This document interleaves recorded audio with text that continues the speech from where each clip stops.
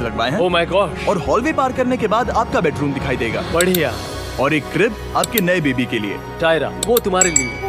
वक्त बहुत मुश्किल था और तुमने आकर जिंदगी बदल दी।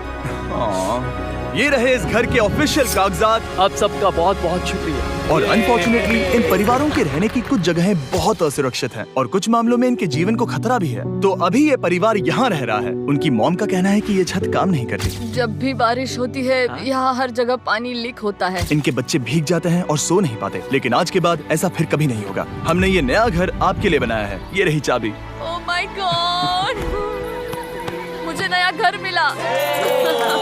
लेकिन जाहिर है हम सिर्फ यही नहीं रुके। हम जमैकन फैमिलीज के लिए एक के बाद एक घर बनाते रहे और तब तक नहीं रुके जब तक कि हमारे 100 घर बनकर पूरे ना हो जाए। लेकिन अनफॉर्चुनेटली हमारी अगली मंजिल पर एक नदी है जो हर साल सैकड़ों घरों को नष्ट कर देती है। बरसात के मौसम में ये नदी अचानक बाढ़ लाती है और सभी घरों को बहा ले जाती है और जो लोग अंदर फंस जाते हैं उन्हें भी बहा ले जाती है। जैसा कि आप देख सकते हैं वहाँ पर एक फ्रिज पड़ा है। उसके वहाँ पहुँचने का एक ही तरीका है, किसी का घर उजड़ा था। बिल्कुल सही। तो तुम कह रहे हो कि बाढ़ आने पर वो घर जिनमें फिलहाल परिवार रह रहे हैं उन्हें ये नदी आसानी से नष्ट कर सकती है? हाँ, सही कहा। लेकिन मेरे रहते हुए नहीं, क्योंकि कुछ ही मील की दूरी पर हमने इस कम्युनिटी के लिए कई सारे नए घर बनाए हुए हैं। सच में हम डोनेट कर रहे हैं। ये घर, ये घर, ये घर, ये घर, ये घर, ये घर, ये घर, ये घर, बहुत सारे घर हैं। तो हमने मरिया और उसकी बेटी के साथ शुरुआत की, जिनका पिछला घर बरसात के मौसम में नदी के कारण पूरी तरह से नष्ट हो गया था। उनके पास सोने के लिए बिस्तर नहीं है और ये हर दिन उनके लिए एक चुनौती से कम नहीं। भगवान ने मुझे मजबूत बने रहने में मदद की है। अब आप ज्यादा कंफर्टेबल रहेंगी।